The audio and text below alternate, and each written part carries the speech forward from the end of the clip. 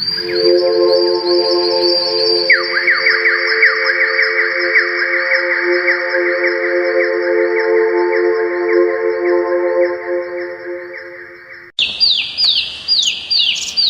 मेरे लिए कुछ नहीं कर सकते तो अपना ही कुछ सोच लो। तुम सारा दिन घोंसले में बैठे रहते हो, मैं अकेले यह सारी जिम्मेदारियां मैं कैसे उठाऊंगी। ना तो तुम अंडों की हिफाजत करते हो और ना ही दाना लेने जाते हो। आखिर मैं क्या करूं? कम से कम आने वाले इन बच्चों का ही ख्याल करो। पिंकी चिड़िया की हर वक्त अपने पति से लड़ाई होती रहती थी, लेकिन वह था कि दिन भर सोए रहता था। मैं अभी जवान हूँ, मुझे किसी की सहारे की जरूरत नहीं है। यह काम वाम मुझसे नहीं होता, जब देखो तब मुझ पर चिल्लाती रहती हो। एक दिन तुम इस वक्त को पछताओगे। जब हम बूढ़े हो जाते हैं तो यह बच्चे ही हमारा सहयोग बनते हैं। तुम्हारी वजह से ही मेरे 2 अंडे को चील खा गई थी, लेकिन इस दफा मैं सिर्फ दाना अपने लिए लाऊंगी। तुम्हें अपना व्यवस्था खुद से करना होगा। मैं अपना सारा समय अपने अंडों की हिफाजत में लगाऊंगी। पिंकी चिड़िया सारा दिन दाने की तलाश करती, अपने अंडों की हिफाजत भी करती, लेकिन इसका पति इसकी थोड़ी भी मदद ना करता। समय करीब आ गया है। मुझे लग रहा है थोड़ी ही दिनों में हमारे बच्चे अंडे से निकल आएंगे। अब इन्हें गरमाइश की ज्यादा जरूरत है। मेरी बात मान लो, तुम दाने की तलाश में बाहर निकलो और अपने परिवार का ख्याल करो। लेकिन इसका पति अगर दाने की तलाश में जाता भी तो सारा दिन नदी पर मौज मस्ती करके वापस लौट आता। मेरे लिए लाए हो कुछ? नहीं, आज तक सिर्फ मुझे खुद भी कुछ दाने मिले थे। मेरा तो अपना पेट खाली है अभी। पिंकी सुबह से अंडों पर बैठी हुई थी और इस इंतजार में थी कि इसका पति इसके लिए कुछ ना कुछ लेकर आएगा, लेकिन वह खाली हाथ लौट आता है। मुझे कुछ करना होगा। मुझे अपने बच्चों के लिए खुद को जिंदा रखना होगा। बेचारी पिंकी भूख से मर रही थी, लेकिन घोंसले में खाने को कुछ भी नहीं था। अगर मैं भूख से मर गई तो मेरे इन बच्चों का क्या होगा? क्यों ना कबूतर भैया से मदद मांगूं? और वह कबूतर के पास जाती है। कबूतर भैया, आपको तो पता है मेरा पति सारा दिन कोई काम नहीं करता। अब मेरे अंडों से बच्चे निकलने वाले हैं और मैं बाहर नहीं जा सकती अपने अंडों को छोड़कर। मैं तुम्हारा विनती करती हूँ, सिर्फ कुछ ही दिन थोड़ा सा दाना मेरे लिए भी लेकर आया करो। अगर जिंदा रही तो मैं आपके इस एहसान का बदला चुका दूंगी।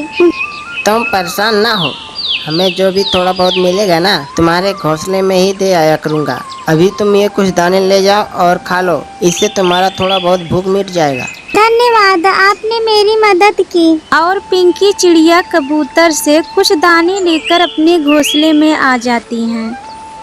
कहाँ गई थी और ये दाने कहाँ से लाई हो? मुझे भी दे दो, बहुत भूख लगी है। शर्म करो, मुझे अपने बच्चे के लिए जीना है। क्या तुम नहीं चाहते कि मैं जिंदा रहूं? लेकिन पिंकी ने अभी तक एक ही दाना खाई थी। इसका पति बाकी के दाने छीनकर खा लेता है। शर्म नहीं आती तुम्हें? ऐसा कहते हुए तुम बाप हो। इन बच्चों को तुम देख लेना। समय आएगा जब तुम्हारे पंखों में ताकत नहीं होगी और तुम अपनी यह बातें याद करोगे।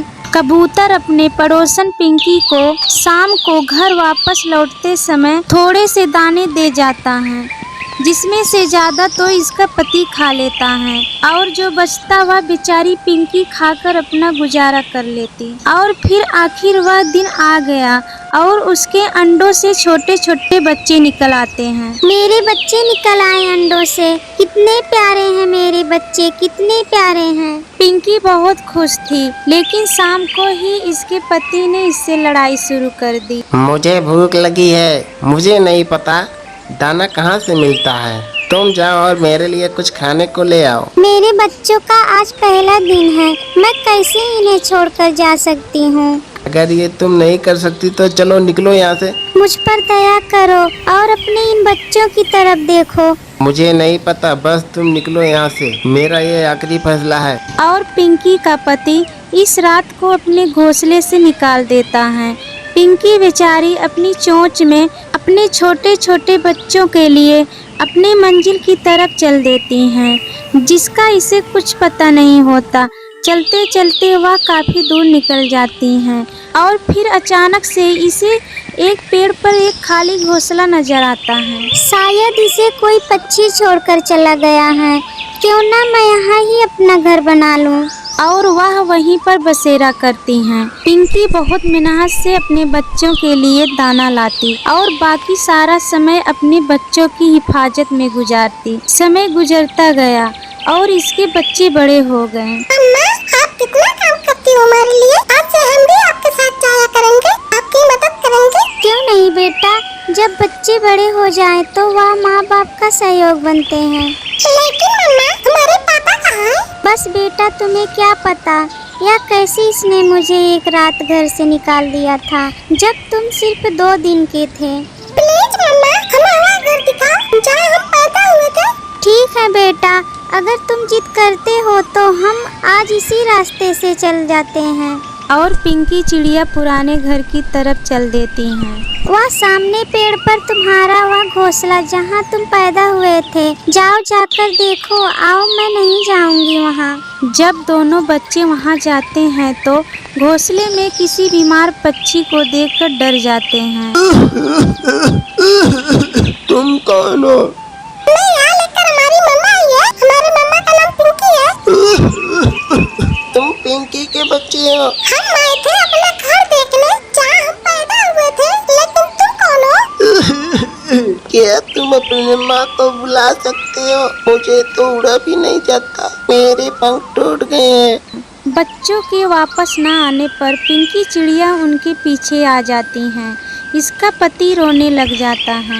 मुझे माफ कर दो पिंकी, मुझे माफ कर दो। मैंने बहुत गलत किया तुम्हारे साथ। लेकिन तुम यह जान लो कि अब मेरी जिंदगी खुशियों से भरी है। मेरे बच्चे पल भर मेरा ख्याल रखते हैं और साथ साथ मुझे मम्मा कहते हैं। लेकिन तुम्हारे पास इस खामोशी के सिवा कुछ भी नहीं है। याद करो समय जब। बस करो पिंकी, बस करो। मुझे सब याद है, बस मुझे माफ कर दो। नहीं, मैं नहीं भूल सकती उस रात को। तुमने मुझे मेरे मासूम बच्चों के साथ घर से बाहर निकाला था। वह तो मेरी कोई नेकी थी जो मेरे काम आ गई, वरना अपने मासूम बच्चों के साथ में भी मर जाती। लेकिन तुमने मुझ पर और मेरे बच्चों पर कोई दया नहीं किया। अब मैं कैसे तुम्हें माफ कर दूं? हाँ, मैं तुम्हें माफ कर दूंगी, लेकिन मेरे बच्चे तुम्हें कभी माफ नहीं करेंगे, जिन्होंने अपना बचपन तुम्हारे बगैर गुजारा है। मम्मा, चलो यहाँ से। हम आपको दुखी नहीं दे सकते। शायद हमने यहाँ आके बहुत बड़ी गलती कर दी। यह कहते ही वह तीनों वहाँ से वापस चले जाते हैं और इनका पापा उदास होकर उनको देखता रह जाता है।